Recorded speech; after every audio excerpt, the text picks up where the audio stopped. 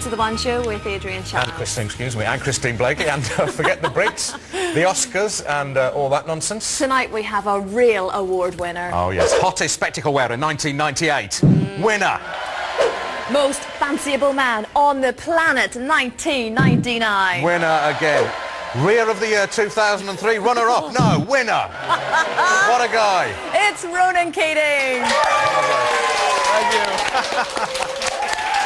Rear that. Yeah. I mean, you go back a bit for that Rear of the Year award. Is the old magic still there? With Yeah, you? actually, yeah. Training hard at the minute, so it's good. Oh, that's right. As you're saying, pretty busy on tour with Boyzone, running 2 marathons, climbing Mount Kilimanjaro, and a new hairstyle. Must take a lot of work itself. It's the same height as Kilimanjaro. What's it like in the morning? Is it like that, or do you have to tease it up or bring it down? How does that No, I have to tease it up a little bit, yeah. He's looking for tips, that's all really, Ronan, yeah. I'm going for the Keating quiff, Monday. I'm going to work on it all weekend. We're talking to Ronan in a bit as well about his new album, so lots to catch up with. Dr. Jarvis is here. Sarah, why are women twice as likely to suffer depression as men? Why would they? Well, we're different. We're actually made different. We've got different chemicals inside our brains, got different connections between the left and the right side. So, you know, we talk about women being better at multitasking. Actually, we can't switch off so easily. So we're always worrying about everything, and it does mean we're more prone to depression. Why do you think there has been this increase, though, in that age bracket? I think there's lots of reasons, partly because doctors are more aware of it. We diagnose depression now. We don't tell women that they're just menopausal and go off and get on with it. That's probably because more of the doctors are women, I suspect, and going through it themselves. But also because we've got so many more women who are trying to juggle home and work. I mean, I bet your wife works and you do. Yeah. Exactly. I mean, it's kind of normal. Yeah. Whereas 20 years ago, nobody, you know, women didn't do that. So what does one prescribe? I know there's no simple answer to that, but you hear tell us that, all right, here's some antidepressants and that will sort you out. Yeah, no, it really doesn't work that way. There's so many other things. Talking therapy is actually really important. It can make a huge difference because you challenge the way your brain is working. You get into a sort of vicious cycle where the way you think kind of makes things worse. So we have to challenge that. We have to break the cycle. Sometimes you need a bit of help along the way. Sometimes antidepressants will do that. But that's all part of helping you to get better. It's not, we don't use them on their own. And HRT can help some women. Okay. You've done a blog on this for you. I have.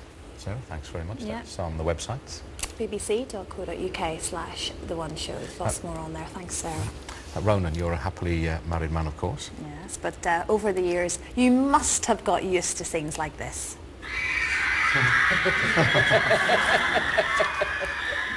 Sadly, unlike Ronan and I, not everyone has tens of thousands. Sadly, unlike Ronan, tens of thousands. So how did you advertise for your wife then? Mega rich pop star seeks missus? Something just like that, yeah. Exactly. And she was the first one out of the hat, was she? The only one, yeah.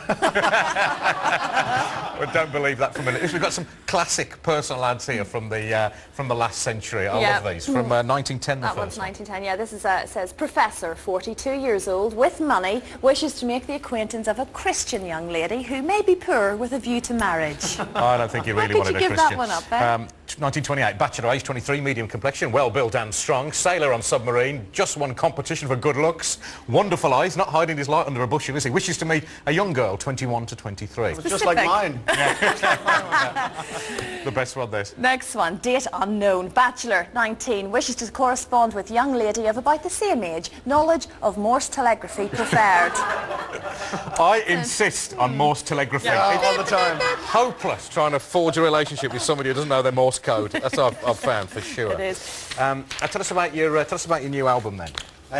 Yeah, it's basically it's 10 songs. The album's called Songs for My Mother. It's 10 songs, 10 old songs that basically my mum gave to me. You know, that she used to play in the house all the time, or that that reminds me of my mother. I recorded it with an orchestra. It's songs like Time After Time, Carrickfergus, Wild Mountain Time, I Believe I Can Fly. You know, it's an interesting idea. So we can, you lost, how long is it? It's 11 years ago this year. Yeah, man. I think we got a nice picture of your mum here, and I'm sure she'd be chuffed to bits with this album. We can see we've got a few sort of clips of you singing bits from it. Let's have a look. Starry, starry night. Paint your palette blue and grey. If you fall, I will catch you. I will be waiting. Time after time. I believe I can fly. I believe lovely, isn't it? Yep. You've got one of your own songs on there as well. Yeah. This is your song, which you... Yeah, I wrote. about your It's a parents. song I wrote about my mum after she passed away, and it's just one of those songs. One of those things is how you deal with it, I guess. Well, it's how I dealt with it, and I kind of put the song away, and then it was my band. I remember Callum McCall, my guitar player, who kind of convinced me to record it.